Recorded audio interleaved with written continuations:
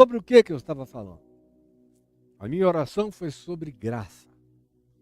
Senhor, concede aos que estão me ouvindo a graça, para que afofados, calçados, vestidos com a tua graça, possuídos pela tua graça, todos tenham coragem de olhar para dentro de si mesmos, sem medo, sem culpa, sem as angústias com as quais Jung fez a viagem a ponto de quase perder o equilíbrio mental.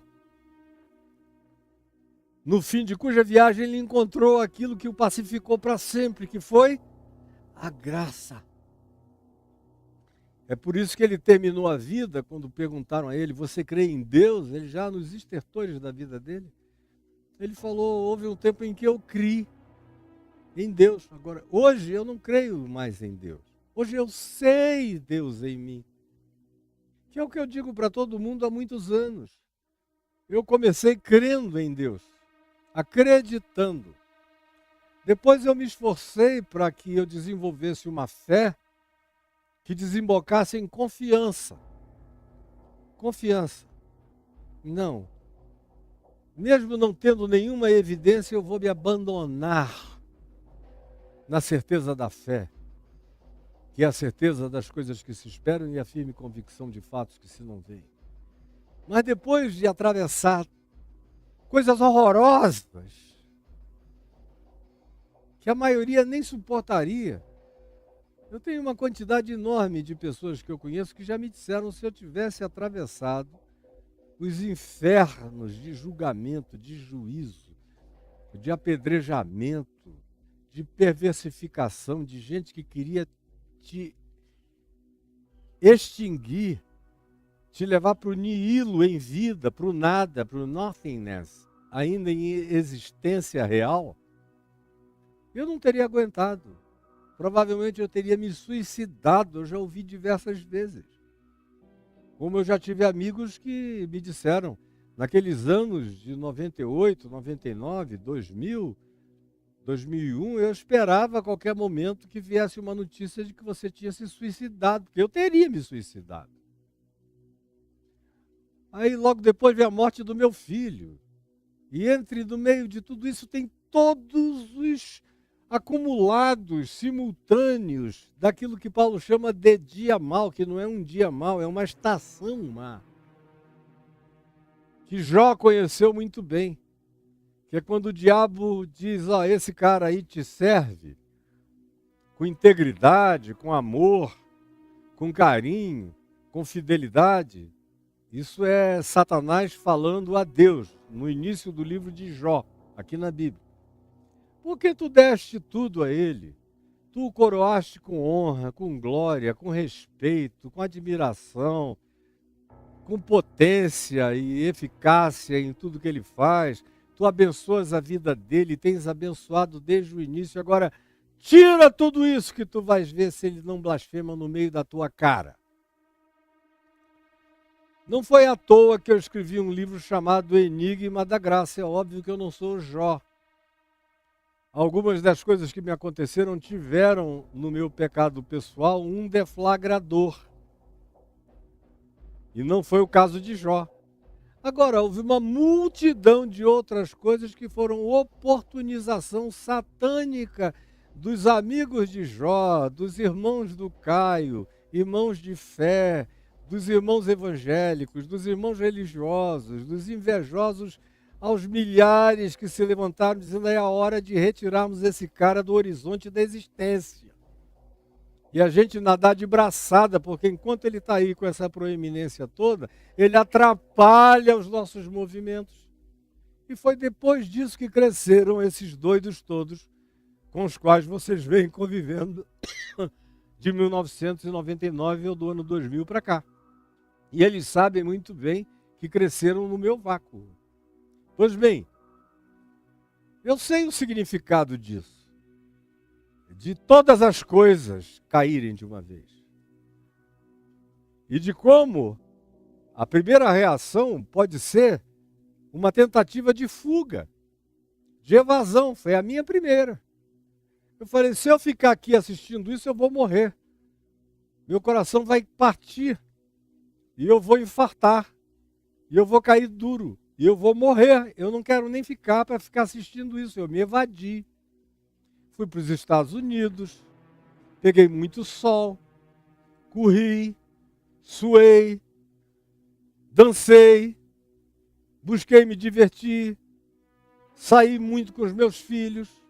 Fiz novas amizades, fiz o possível para que aquilo tudo que eu sabia que só crescia em ódio, em babância assassina contra mim, para todo lado, continuava presente, mas eu disse, eu não vou entregar a minha mente a esse processo. Mas chega uma hora em que a evasão tem que parar, que a fuga tem que terminar. E você vai ter que se enxergar. No meu caso, eu tinha muito para ver para fora. Eu estava aprendendo muito sobre quem eram as pessoas que me cercavam. O que foi ótimo. Foram lições extraordinárias que você só aprende quando perde tudo da noite para o dia. E você vê todos os incensadores e todos os incensamentos virarem maldição, perseguição e ódio. Era tudo uma grande dissimulação. Mas não eram as únicas coisas que eu precisava aprender. As principais que eu precisava aprender determinavam e deliberavam uma capacidade de autópsia pessoal, de me julgar a mim mesmo. E não os que estavam fora de mim. Os que estavam fora de mim eram amigos de Jó, óbvios, sem nem poesia. Eram tomados de pendância arrogante, eram pessoas malévolas nas suas expressões mais explícitas. Não tinha sutileza em nada. Não era fácil aprender aquilo. Que teoricamente eu já sabia, eu só estava sentindo na carne, pela primeira vez, com uma intensidade incomensurável. Mas a grande viagem continuava a ter que ser para dentro. Aí vem um segundo momento nisso tudo. O primeiro é de evasão, o segundo é de negação. É de você olhar para dentro do próprio coração e começar a querer produzir algumas autojustificações pessoais. Eu nunca sofri de autovitimização, o que foi muito útil para mim. Muito útil. Porque a minha tentativa de autojustificação não foi baseada em nenhum coitadismo pessoal de nenhuma natureza. Eu nunca sofri disso e nunca sofrerei. Isso aí existe como uma abominação no meu ser, essas autovitimizações. Mas a lógica imediata da sobrevivência instintual é aquela que diz, bom, eu tive também algumas razões para chegar onde eu cheguei, mas logo eu vi que aquilo tudo era estupidez. Era ainda uma tentativa de transferir responsabilidades, quando eu sou um cara que nunca transferi responsabilidades de nada na minha vida para ninguém, nem para o diabo. O diabo sabe que eu nunca disse, foi o diabo que me fez fazer isso. Nunca disse, nunca direi, morrerei sem dizer. Tudo que eu fiz na vida, fui eu que fiz na vida. Aí a negação durou pouco tempo. E passada a fase da negação, que graças a Deus durou pouco tempo, assim como a da evasão, eu tive que ficar cara a cara comigo mesmo. Eu tive que começar a fazer endoscopia eu próprio, colonoscopia eu mesmo, ressonância da minha interioridade eu mesmo. Só teve uma vantagem brutal em relação à maioria. E é por isso que a maioria nem começa o processo de se enxergar. Foi a graça. Porque eu tinha me convertido na graça. Graça, repetindo, significa, essa palavra caris, significa favor imerecido. Significa compaixão unilateral. Significa misericórdia, que é unilateral. É ter coração para a miséria do outro. É graça. Significa um olhar de compreensão carregado de generosidade, não daquela compreensão que traz justificação, que impede o autoenxergamento. Você está me entendendo? Não, jamais. Mas para mim eu entendi, porque era só o que eu pregava a vida inteira. Eu já era o grande pregador da graça aqui no Brasil e no mundo inteiro era a mensagem que eu levava para todo mundo. É que não dava para crescer em Deus, em Cristo, no Evangelho, sem o pressuposto e o fundamento da graça de Deus assentado na gente. Do contrário, tudo era neurose, tudo era paranoia, tudo era medo, tudo era pânico, tudo era juízo, tudo era inferno, tudo era fuga, tudo era evasão. É a graça que me dá chão. É a graça que tira de mim o medo para minha autoverificação. Você está me ouvindo? É a graça que tira de mim o medo, que pode produzir em mim minha própria autoverificação, meu autoexame, o meu conhecer-me a mim mesmo. E eu dou graças a Deus, porque o resultado disso é o mesmo da vida de Jó. Jó conhecia Deus, mas no final, depois de passar pelo cadinho, depois de ser levado ao fogo, depois de ser purificado, para que toda a jaça saísse dele queimado, acrisolado na fornalha da existência, do abandono, da rejeição, do ódio injustificado, de todos os lados.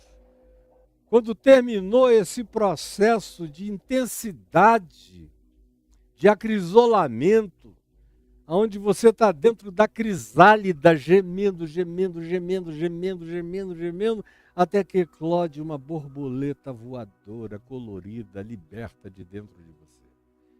Foi então que Jó disse sobre Deus, depois da crisálida, depois do cadinho, depois da dor, depois de tudo aquilo ao que ele tinha sido exposto.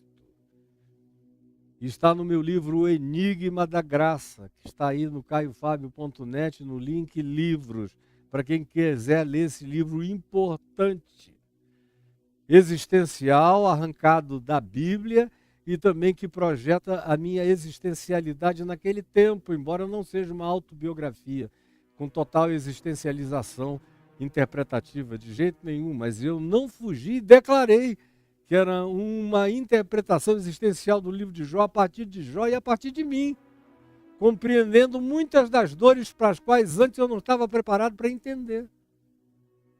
Mas como é que ele saiu desse processo? Se não dizendo, a Deus, antes eu te conhecia só de ouvir, ou só de falar a teu respeito. Com propriedade, com profundidade, eu sabia quem tu eras e podia iluminar o mundo dizendo quem tu eras, mas agora é tudo diferente. Agora os meus olhos te veem. Agora eu não te sei para os outros, agora eu te sei para mim. E agora eu te sei em mim.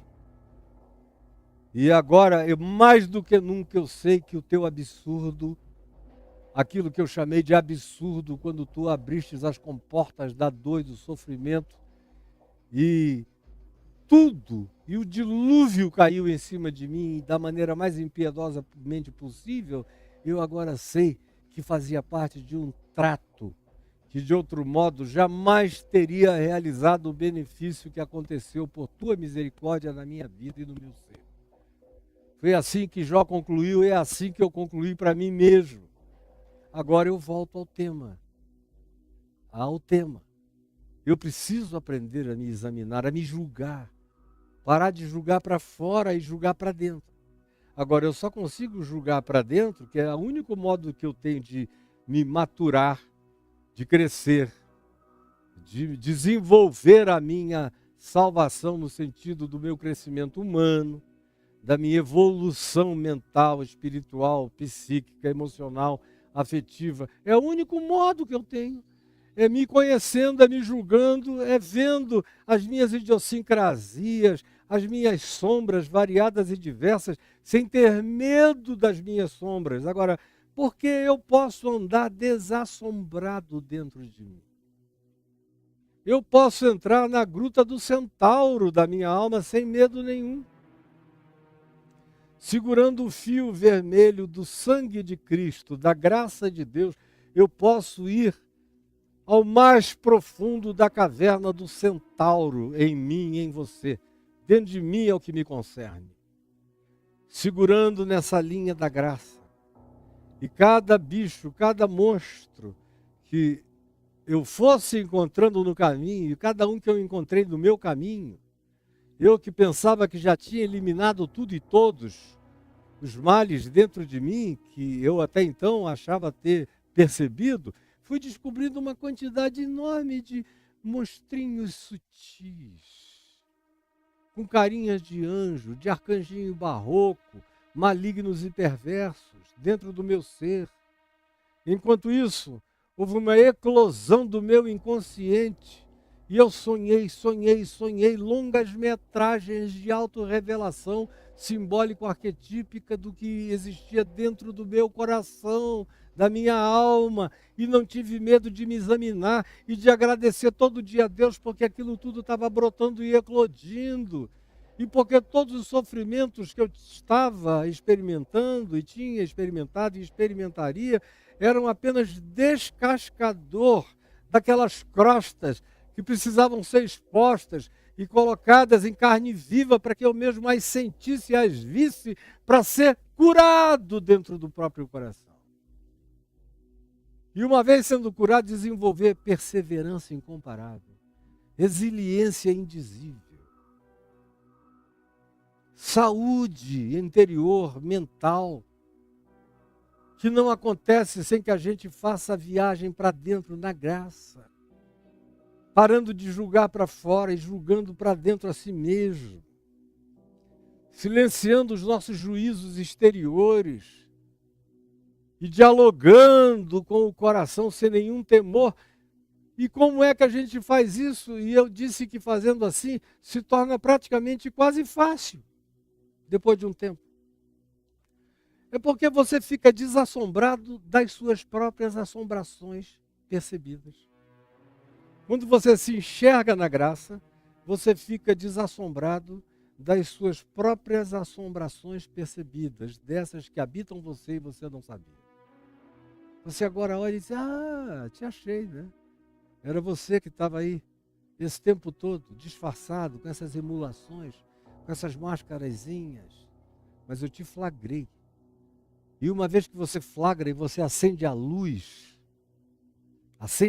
porque o grande negócio é acender a luz para dentro do coração. Quando você acende a luz, Paulo diz em Efésios, no capítulo 5, que tudo que se manifesta vira luz. Então o que antes era a minha assombração, que eu não queria encontrar, agora deixou de ter qualquer relevância. Eu acendi a luz, a clareei e a olhei, e como sombra, ela parecia uma projeção gigantesca, mas com a luz acesa, com a projeção colocada sobre ela, ela fica do tamanho que ela tem. Se eu projetar uma luz aqui de baixo, lá para cima, isso vai virar um rochedo do tamanho da pedra da Gávea, na projeção da sombra. Mas quando a luz incide de dentro de você para dentro, isso fica só do tamanho que isso tem. E aí começa a tratabilidade, a possibilidade de tratar para curar em você. Eu sei que eu estou falando aqui para um grupo muito pequeno de pessoas, porque a grande maioria não tem mais nem alma, nem mente, nem desejo, nem vontade, nem coragem de se encarar.